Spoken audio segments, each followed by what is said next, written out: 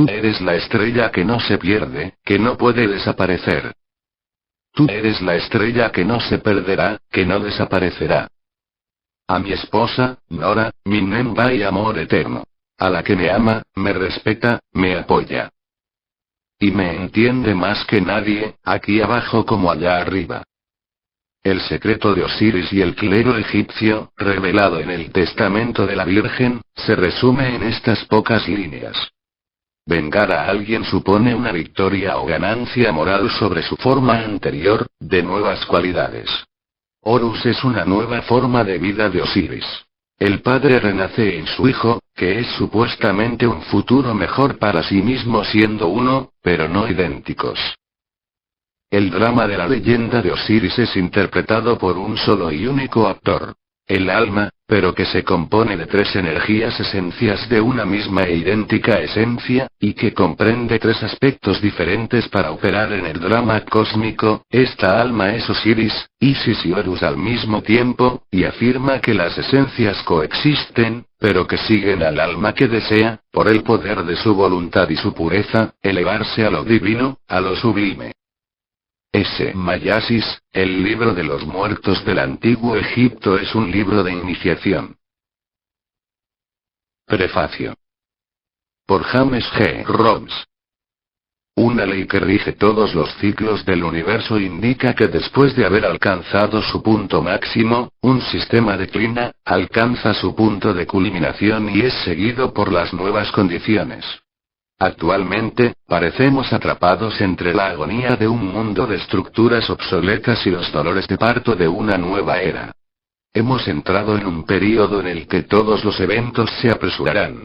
Aumento del fanatismo, los conflictos sociales, las pandemias, la violencia urbana, las crisis económicas, la contaminación, el cambio climático. En los últimos años, un número récord de desastres naturales ha sido registrado, lo que nos sugiere, a algunos, que habríamos entrado en un período postapocalíptico. Pero, ¿qué es exactamente el apocalipsis? El Apocalipsis es un texto escatológico importante, atribuido al apóstol Juan. En él se describen los tiempos finales y los desastres que anuncia. Se informó de una revuelta de los elementos contra una humanidad que probablemente ha jugado demasiado. Describe un momento de intervención divina en los asuntos humanos. No es el juicio, el castigo y las acciones directas de Dios sobre la tierra. Las visiones alucinatorias de Juan evocan miedos tan poderosos que inflamaron muchas mentes durante muchos siglos. Muchos artistas han sacado de este tema inagotable sus obras maestras. Pero si el Apocalipsis ofrece, aparentemente, la visión simbólica de una revelación definitiva que algunos han interpretado como el fin del mundo, si le habla al público sobre una larga serie de cataclismos, su verdadero sentido significa algo más. La palabra apocalipsis viene del término griego apocalypsis y significa levantar el velo, revelar. En Grecia, el término designa obras en lenguaje cifrado. El Apocalipsis está pensado principalmente para hacer visibles y comprensibles los elementos que estaban ocultos al mundo profano durante milenios. El texto aparece como la revelación de lo que se mantuvo oculto. Se trata de conocimiento, el conocimiento de un secreto que será revelado a los hombres capaces de entenderlo. Está claro que el momento llega, los que tengan el discernimiento e inteligencia, penetrarán en el significado de las profecías. Este es un despertar de las conciencias, un cambio de la vibración y la polaridad, presagiando un levantamiento completo de nuestros sistemas de creencias. Este conocimiento oculto se relaciona con la antigua serpiente, debido a que el Apocalipsis se opone claramente al diablo y a su control sobre el mundo. La profecía dice cómo se liberará a la humanidad del yugo del gran reptil y revela que finalmente se resolverá la guerra entre las fuerzas de la luz y de la oscuridad. En él se describe el juicio de Dios en los últimos días para todos los que adoraban a la bestia. Y sus adoradores son numerosos. Y adoraron al dragón, ellos adoraron a la bestia, diciendo: ¿Quién como la bestia, y quién podrá luchar contra ella? Apocalipsis 13:4. Todos los que moran en la tierra le adoraron, debido a que la gran serpiente engaña al mundo entero. Apocalipsis 12. 9. La serpiente es el centro del Apocalipsis y también está en el corazón de la obra maestra de Anton Parks. Al revelar el misterio de nuestros orígenes, Parks rompió un sello y este sello, una vez roto, sin duda dará lugar a algunos otros a su paso. Parks aparece como un despertador de conciencias. Es sin duda uno de los que dirigen el camino. Es gracias a los investigadores como él que avanzamos en nuestra búsqueda de la verdad. Y si algunas mentes estrechas llenas de dogmatismo prefieren ignorar estas señales, o no se preocupan o simplemente no quieren creer, otros lo ven como más apertura anunciando un cambio radical de la civilización. A pesar del peso de plomo de los tabúes y dogmas, salimos poco a poco del letargo en el que la Iglesia, las religiones, los gobiernos, el mundo científico y las sociedades secretas nos han abandonado voluntariamente. La serpiente está incuestionablemente ligada a uno o más eventos traumáticos, profundamente arraigados a nuestro pasado. Animal sagrado y fabuloso, guardián del tesoro enterrado, guardián de conocimiento secreto, figura del inconsciente colectivo, emblema fálico, alternativamente angelical y diabólica, creativa y destructiva, se plantea la cuestión fundamental de la relación de los duelos entre el hombre y el universo, la materia y la espiritualidad, las fuerzas psíquicas y la razón, la luz y la oscuridad. Deificada en todas las culturas y civilizaciones, lleva un montón de mensajes contradictorios. Nacida de las profundidades de la tierra y del espacio acuático, mantiene el secreto de nuestros orígenes. Deidades humanas reptilianas aparecen en teogonías en todo el mundo como precursores de los hombres. Ellos participan activamente con las energías creativas fundamentales. Y si la mayoría de los estudiosos prefieren pensar que los extraños seres que pueblan nuestros mitos son solo grandes arquetipos universales, imágenes fabulosas, figuras icónicas, los audaces investigadores como Anton Parks, navegando contra la corriente del pensamiento único, consideran que estas leyendas, sin gritar, esconden el misterio de nuestros orígenes. ¿Qué sabemos exactamente sobre nuestros orígenes? Hay una visión objetiva e imparcial de la situación actual de nuestros conocimientos sobre los orígenes de la humanidad y una respuesta convincente definitiva en cuanto a cómo y por qué apareció la vida en la Tierra, hace cerca de 3,8 mil millones de años. El hombre moderno, Homo sapiens sapiens, que experimentó una explosión demográfica hace solo 200.000 años, siempre está en desesperada búsqueda de sus orígenes. Y sigue siendo, al igual que el primer día, un eterno curioso tratando de entender el significado de la vida en general, y sobre todo el porqué y el cómo de su creación. Sus preguntas existenciales aún no han sido respondidas. La diferencia es enorme entre los millones que tercamente siguen creyendo los principios de la teoría de la evolución de Darwin, y los millones de creacionistas que se aferran desesperadamente a sus dogmas obsoletos. Los trabajos de Darwin presentan muchas lagunas e inconsistencias, sobre todo en términos de la existencia, supuesta, de especies intermedias. Es imposible, de un puñado de huesos a veces fraudulentos, construir una ciencia exacta. Es en el sur de África que fue descubierto el cráneo del Australopithecus que se supone que representa a todo el mundo, el precioso eslabón perdido. Demostrar a cualquier costo algún enlace directo entre el hombre y el mono, se ha convertido en una necesidad tanto para los paleontólogos como para los científicos, y el debate principal sobre otros descubrimientos igualmente importantes pero desestabilizadores, ha sido censurado. Contra toda objetividad, la teoría de la evolución sigue gozando de una aceptación casi unánime de los académicos. Su estatus es similar al que una vez disfrutó la historia de la creación en la Biblia. Frente a los puristas y las mentes pomposas de la ciencia, frente a los creyentes apegados a sus dogmas inquebrantables, habrá siempre científicos rebeldes empeñados en dar a luz otra verdad.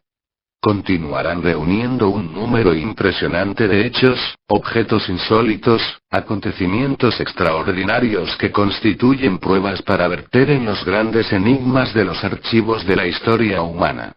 Todas las grandes revoluciones se llevaron por mentes brillantes, independientes e innovadoras. Estos visionarios imprudentes tuvieron el coraje de enfrentarse a las corrientes donde gobernaba el oscurantismo y el pensamiento único. Parks es uno de ellos. A través de su propio descubrimiento, de su experiencia personal increíble y con la complicidad de su esposa Nora, Anton Parks nos muestra un génesis diferente. Sin dudar en avanzar en el curso de la crítica de las dos tesis habitualmente expuestas, el autor logra sintetizar nuevas hipótesis que ahora ganan más votos, la del origen extraterrestre, exógeno, de la vida. Recientemente, un equipo de expertos chinos afirmó haber descubierto genes extraterrestres en el ADN humano.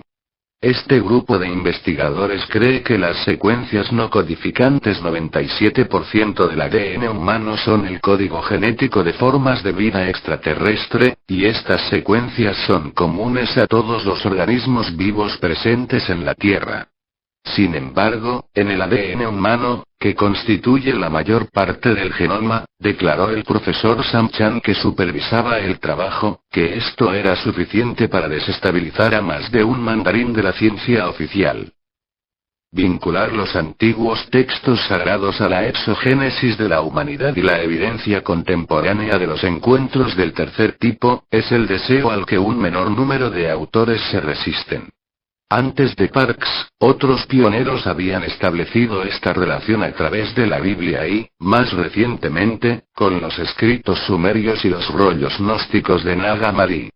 La visión original de los mitos fundadores de la humanidad tiene el mérito de dar coherencia a las viejas historias de entidades próximas a las estrellas que fueron considerados dioses por los antiguos pobladores.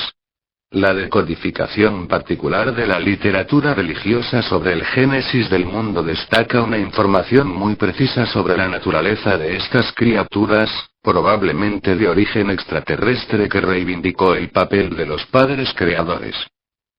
Anton Parks enfrenta a sus lectores con una cantidad de información coherente sobre una civilización que muchos historiadores e investigadores han llamado, con razón, la cuna de la humanidad. La cultura religiosa sumeria hace amplia referencia a la colonización de nuestro planeta por las criaturas que los sumerios llamaron los Anunnaki o hijos de Anu, An, el dios supremo. La gran mayoría de las tabletas de arcilla recuperadas narran las aventuras de los guerreros Anuna. Cuentan sobre su llegada a la Tierra, la colonización y la creación de la criatura humana que se convirtieron en animales y esclavos. Mientras que otros investigadores presentan a los Anuna como una raza monolítica formada por varios clanes de una misma familia opuestos entre sí, Anton Parks evoca muchas entidades de otras dimensiones del espacio que pertenecen a la raza de los Jinagul, una palabra que significa lagarto en sumerio. Según él, los dioses reptiles de la antigua Sumeria habían asaltado alguno de los bancos genéticos de vida, los cuales habían secuestrado y manipulado para servir a sus propias ambiciones. El poder. Sus crónicas evocan una larga serie de batallas y rivalidades entre diferentes clanes, los defensores de la adoración de la diosa madre y los intereses de la fuente por un lado, y los machos arrogantes que desean imponer su dominación en el universo por el otro. Ellos han robado y modificado las características del genoma humano con el fin de producir un tipo de quimera híbrido que iba a ser su esclavo y de paso parte de su alimento. A raíz de la intervención de un dios rebelde, la serpiente instructora del Génesis, el Lucifer cristiano, el dios Enki sumerio, el Osiris egipcio, dio vida a otro modelo humano, más autónomo de lo esperado, con discernimiento entre el bien y el mal y con inteligencia. Esta creación fue percibida como un insulto por los dioses celosos. Es esta extraña historia que se distorsiona enormemente en la Biblia, en la cual se inspiró para construir la doctrina judeo-cristiana. La Tierra es un vasto laboratorio y nosotros somos el resultado de un experimento genético. Originalmente, fuimos creados para servir. Este es uno de los secretos mejor guardados, bajo el velo de los dogmas, un secreto que se dio a conocer poco a poco a la opinión pública a través de autores valientes como Anton Parks. Para él, no hay duda de que las diversas manipulaciones genéticas implementadas por los dioses extraterrestres llevaron a la creación del Homo sapiens. El ser humano tiene en su cuerpo restos ofidios, notoriamente un cerebro reptiliano, herencia de sus lejanos antepasados lagartos terrestres, o extraterrestres, que, hace unos 300 millones de años, salieron del mar y reptaron por el suelo, con el objetivo principal de sobrevivir. El mecanismo neural que desarrolló el cerebro reptil, llevó a cabo estas funciones básicas. Y este cerebro todavía está dentro de nuestro cráneo. Es el asiento de nuestras unidades primitivas e instintivas. De generación en generación, los descendientes de los reptiles desarrollaron adaptaciones necesarias para la supervivencia, la sangre caliente, la lactancia materna, la piel, y se convirtieron en la evolución de los mamíferos. Las nuevas especies se reagruparon en una organización social más cohesionada. Estos cambios de comportamiento requerían adiciones al viejo cerebro reptil. Fue entonces cuando la madre naturaleza construyó un nuevo tejido neural que rodeaba el cerebro primitivo, el cerebro de los mamíferos, que guiaba la conducta maternal y una serie de otras emociones que llevaron a los primeros seres humanos a formar grupos cohesivos. La naturaleza también desarrolló un nuevo accesorio cerebral, envolviendo los cerebros de mamíferos y reptiles con una fina capa de sustancia neural, el neocórtex o cerebro de los primates. Le dio al hombre su lenguaje, su razón, la lógica y la cultura. Pero este neocórtex tiene un inconveniente, es solo un fino barniz fijado entre los dos antiguos cerebros, aún activos. ¿Qué pensar del pliegue semilunar situado en la esquina interna de nuestros ojos que contiene más fibras musculares de lo que queda de un tercer párpado o en el tercer párpado, que todavía existe entre los cocodrilos? ¿Qué pasa con los ligamentos redondos de la articulación de nuestra cadera, los restos de una parte de una cápsula articular que, en los reptiles, se encuentran fuera de la articulación? ¿Qué hay de otra de las glándulas perianales alrededor del ano, estos crecimientos ocasionales en la forma de una cola primitiva que se observa en algunos casos de malformaciones? ¿Qué pasa con los cuernos, uñas, e incluso nuestro cabello, recordando los tipos de piel de escamas de reptil? La Agará, fuente de leyendas y tradiciones orales judías, nos revela que Adán y Eva perdieron sus pieles brillantes y escamosas al comer el fruto prohibido que el Antiguo Testamento traducido por la siguiente oración. Adán y Eva vieron que estaban desnudos. Algunos científicos han especulado que si los dinosaurios no hubieran desaparecido, podrían haber alcanzado un nivel de inteligencia comparable al ser humano actual y avanzado hacia una forma humanoide/reptiliana. El Museo de Dinosaurios de Dorchester actualmente exhibe un curioso espécimen al público, un extraño y pequeño hombre verde, fruto de la evolución de lo que podría haberse convertido en una bípeda procedente directamente del linaje de los dinosaurios. El modelo se basa en el trabajo y la investigación del paleontólogo Dale Russell. Como ahora se reconoce que la aparición de la inteligencia humana relacionada con la encefalización se debió principalmente al bipedismo y a que el hombre es el único ser vivo que ha desarrollado un poder tal, la hipótesis revolucionaria presentada por Russell no es poco interesante. El profesor Phil Currie de la Universidad de Alberta, admitió que algunos dinosaurios probablemente tendrían sangre caliente. Estos lagartos terribles estaban mucho mejor equipados para sobrevivir que los humanos. Su desaparición fue solo debido a la colisión de la Tierra con un meteoro. Si no se hubiera producido la catástrofe, ¿quién puede decir cómo qué especie dominante, feroz y astuta habrían evolucionado, sabiendo que algunos de estos animales podrían moverse ágilmente sobre sus patas traseras? Los científicos también han teorizado que la forma de reptil era ideal para viajar por el espacio. capaz de hibernación o ralentizar su metabolismo durante largos periodos y sumergirse en agua o medio líquido, podrían sobrevivir para los viajes espaciales de larga duración perjudiciales para los mamíferos. Frente a esta multitud de elementos, el trabajo de Parks nos desafía. Sus libros plantean varias preguntas importantes. Si los dioses, ángeles y demonios antiguos eran todos extraterrestres, la mayoría de ellos reptilianos, con una ética más bien dudosa e intenciones poco loables, cualquier espiritualidad es aún posible. En resumen, si el dominio espiritual sucede sobre los seres extraterrestres o interdimensionales, podemos seguir creyendo en la existencia de un creador único, de una fuente, y que esta fuente de todas las cosas sería la que no nos ha dejado en manos de nuestros torturadores reptiles. A primera vista, se podría pensar esto, pero para Parks, no es el caso.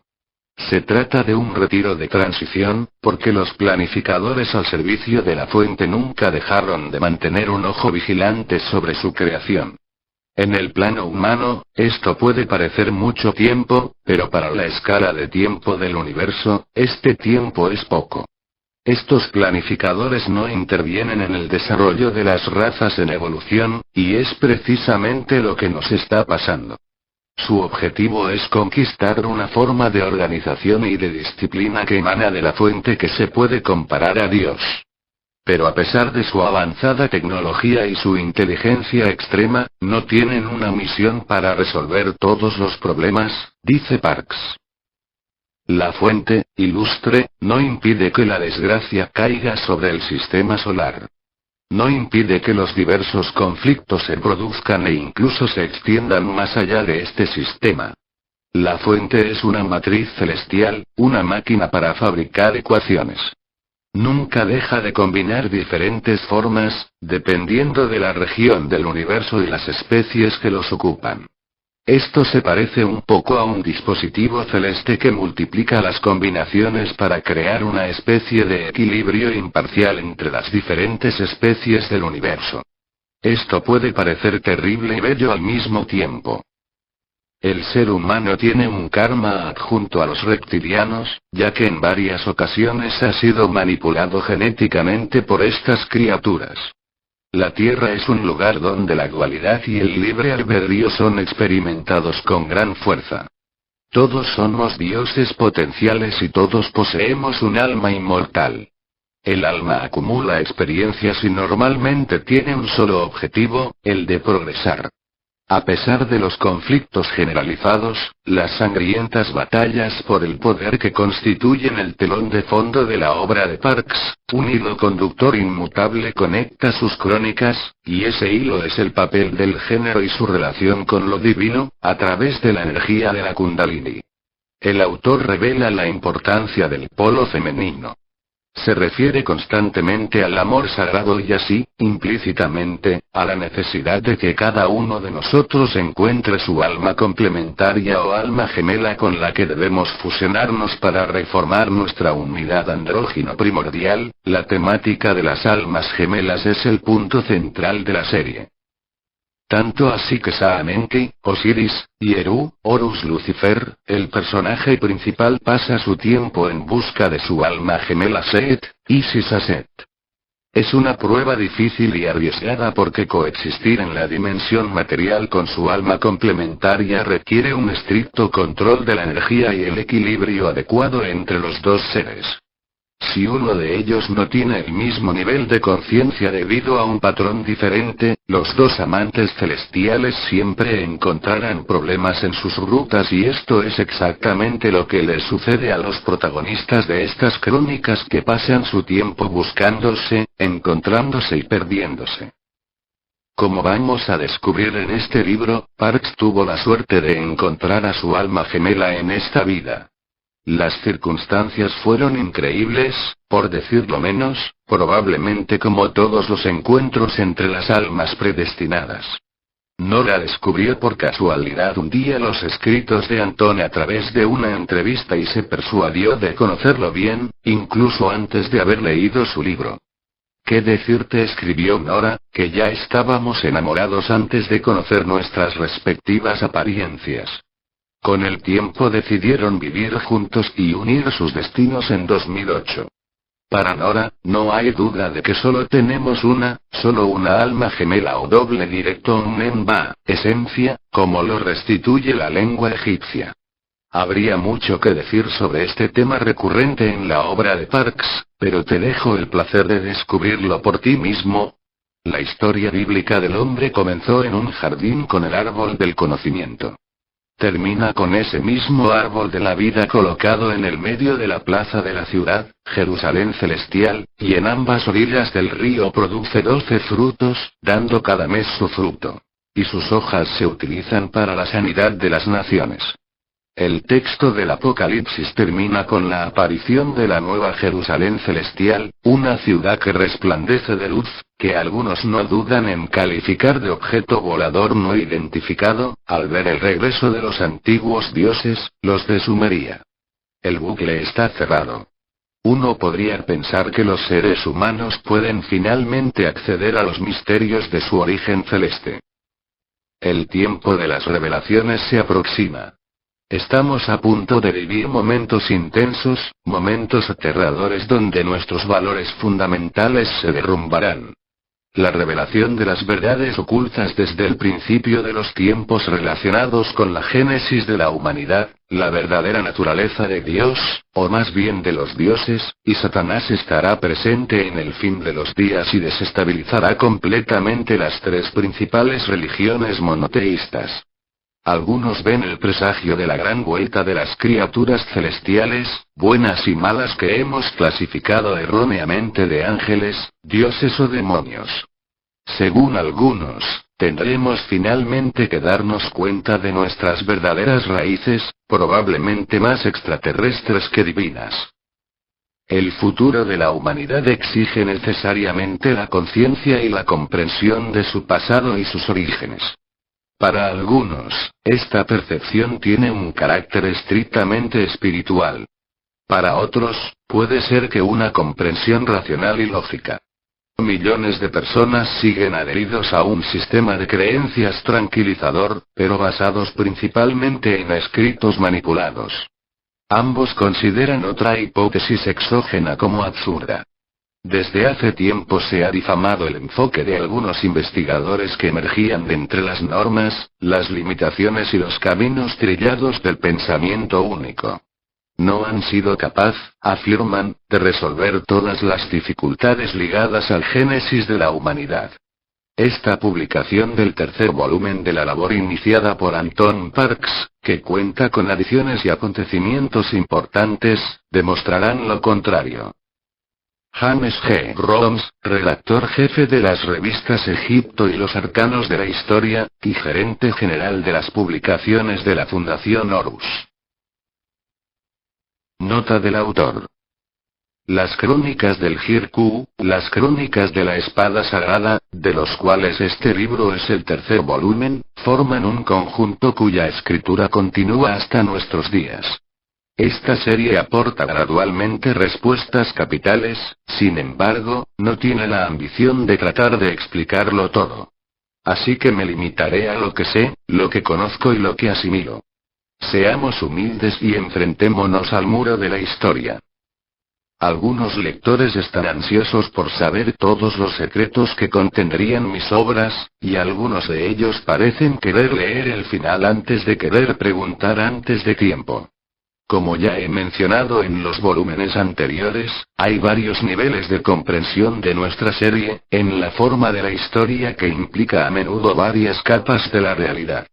Cada representante de esta saga tendrá necesariamente su propia visión y comprensión de los hechos, como cualquier lector que ve esta historia.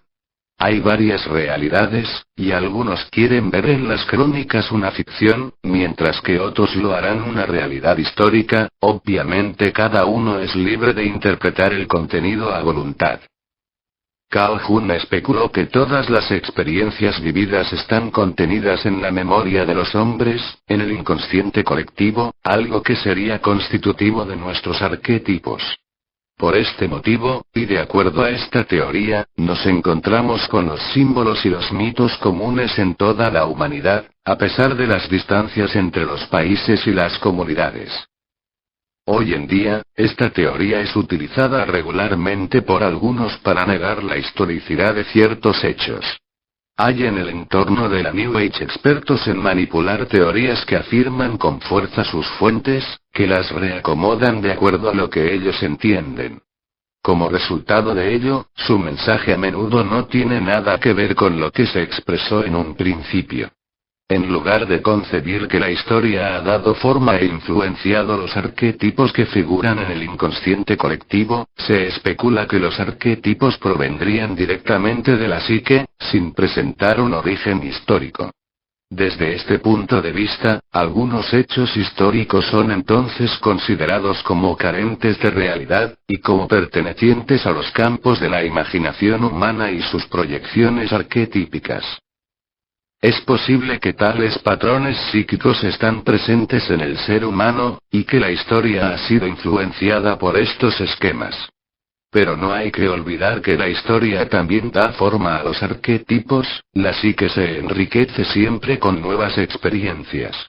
Lo que es cierto, es que la historia antigua no nace de las proyecciones arquetípicas similares. De hecho, es muy real y es parte de un momento específico en el tiempo.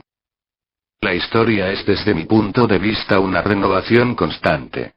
Sus operaciones siguen siendo las mismas a través del tiempo, a pesar de las evoluciones e involuciones tecnológicas y sociales. Los arquetipos son entre otros un deseo inconsciente de emular esas experiencias con esos héroes o personajes famosos. Un mimetismo que afecta de diversos actos, pero no necesariamente dan acceso a lo que vieron y comprendieron los personajes con los cuales las personas se identifican. El cerebro reptil ya estaba presente entre nuestros primeros ancestros, ya que es la dualidad que rige este mundo desde los albores del tiempo.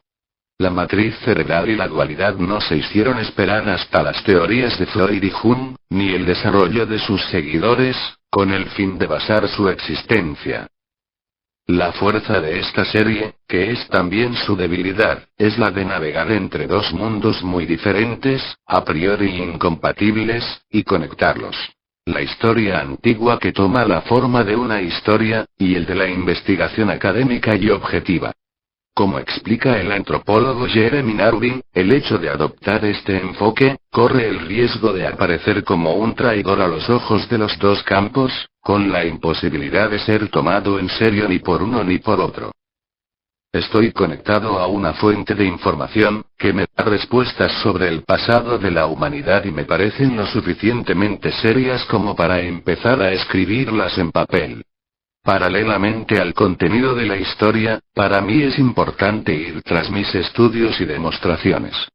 Nunca diré a mis lectores: esta es una gran historia. Asimílala, porque es la única verdad. Mi enfoque es bastante racional y difiere de la de un canal, que simplemente pide ser su palabra porque tiene el corazón, no ha sido tocado por la gracia. Soy un perfeccionista por naturaleza y me gusta ir tras lo que emprendo. Si hay evidencia que encontrar, entonces es importante revelarlas, incluso si lleva semanas, meses o incluso años de trabajo adicional. 1 en la revista Nexus, Francia, M56, mayo-junio de 2008. P. 24, que habla de la confrontación entre el mundo del chamanismo y la de la ciencia. Este puente colocado entre dos orillas atrae a todo tipo de lectores. El objetivo no es conseguir que todos estén de acuerdo con esto, sino a estudiar objetivamente y comenzar a cambiar las mentalidades a fin de comprender los mecanismos más básicos de la vida terrestre y extraterrestre en nuestro universo. Es ese tipo de reflexión el que podrá algún día abrir las mentes y cambiar nuestras formas de pensar ciegas y egoístas. Es a mi parecer que a través de un camino como este el verdadero cambio es posible, e incluso, ¿por qué no? Una elevación de las conciencias que eleve a la humanidad a un nivel en el que decida comprometerse. Ya sea en mi página web o en entrevistas, dudé en varias ocasiones por el número de volúmenes que constituyen las crónicas del Jirku. Pensé inicialmente de 3 libros. Cuando empecé a escribir esta serie, era difícil evaluar el alcance exacto. Además, al principio, yo no pensaba escribir ensayos y expedientes sobre estos temas. Sobre la importancia de la serie de las crónicas, es como si estuviéramos en la presencia de un archivo grande recibido a través de Internet y que se almacena en un disco duro. Está allí, e incluso se puede leer una vez recibido. Pero como nadie va a hacer clic en sus propiedades, no habrá forma de saber el espacio exacto que ocupa en el disco. La información que tengo consiste en una larga serie de eventos totalmente desordenados que me toca ordenar correctamente. Yo por lo tanto nunca he dispuesto de marcadores de tiempo. Los únicos que aparecen en la historia o en mi investigación son de mis deducciones personales, que sigo enriqueciendo, particularmente las relacionadas con los tránsitos de Venus. En cuanto a lo que serían las fechas precisas de toda nuestra serie, solo podemos especular. La Tierra ha sido sacudida varias veces, llegué a la conclusión de que incluso algunas fechas históricas avaladas por la ciencia a veces amenazaron con ser muy aproximadas. Cuando indicamos que los Anuna aterrizaron en el sistema solar entre 250.000 a 300.000 años, es solo gracias a las marcas de tiempo, muy oficiales, de la ciencia, que elevan los primeros especímenes de Homo sapiens a la misma época. Si futuros descubrimientos van a poner estas fechas socavadas de un modo u otro, es obvio que el punto de tiempo que representa la llegada de Hinaabu y de los Anuna a la Tierra también será cuestionada. El futuro podrá decir un día si estábamos cerca de esas fechas hipotéticas. Los datos contenidos en la serie Crónicas, no tienen como objetivo atraer a la audiencia más amplia por la gracia de una historia cosida con hilo blanco de estilo literario clásico, donde los giros fueron finamente coordinados. Me hubiera gustado entonces poner en marcha una novela de ciencia ficción, categoría que requiere mucha menos inversión. Los lectores de las crónicas entienden que no soy libre de escribir lo que quiero, y estoy totalmente sometido al escenario como lo recibí, y como fue probablemente vivido por las entidades concernientes. Por lo tanto, yo no soy un escritor o novelista, estoy solo al servicio de una causa. Del mismo modo, si los libros de las crónicas contienen mensajes espirituales y otros elementos que tienen que ver más con lo material, las razones son exactamente las mismas. Cuando vengo a tratar de explicar las diversas disciplinas exóticas de los Hinaabu u otros, apenas exploradas por nuestra ciencia oficial, escribo lo que personalmente interpreto sobre material recibido, y por supuesto, con mis propias palabras. Les recuerdo que esta es mi verdad, y una que abarca un puñado de personas que han influido en el curso de la historia, y no estoy seguro cómo a estas les conciernen directamente. Del mismo modo, cuando me involucro en un camino de investigación, el lector comprenderá que nunca me voy a lanzar en una dirección determinada sin fuertes convicciones en mente. Así, en mis escritos y ensayos, nunca especifico. Vamos a acabar en esa dirección porque Isis le dijo a su hijo Osam había visto esto o aquello, porque nuestro sendero comienza aquí. Por el contrario, algunas investigaciones me permiten ir más allá y hacer lo que yo considero como las confirmaciones. En mis notas de la parte inferior, a veces me remito al lector a la información contenida en mis libros anteriores. Este proceso simplemente me permite no repetirme sistemáticamente, lo que aumenta sustancialmente el buscar, y para ayudar al lector a adquirir una visión complementaria e integral sobre temas ya cubiertos. Les recuerdo que los términos utilizados en esta serie son a menudo invariables por elección, con el objetivo de no sobrecargar la lectura que de por sí no es fácil debido a la utilización de muchos vocablos sumerios, acadios, egipcios y turcos. Usted puede encontrar al final del libro un resumen detallado de los 2 volúmenes anteriores. Por favor consúltelo antes de leer este nuevo libro. Si usted está listo para despertar junto a Horus, entonces espero que disfruten la lectura y buenos días. Anton Parks.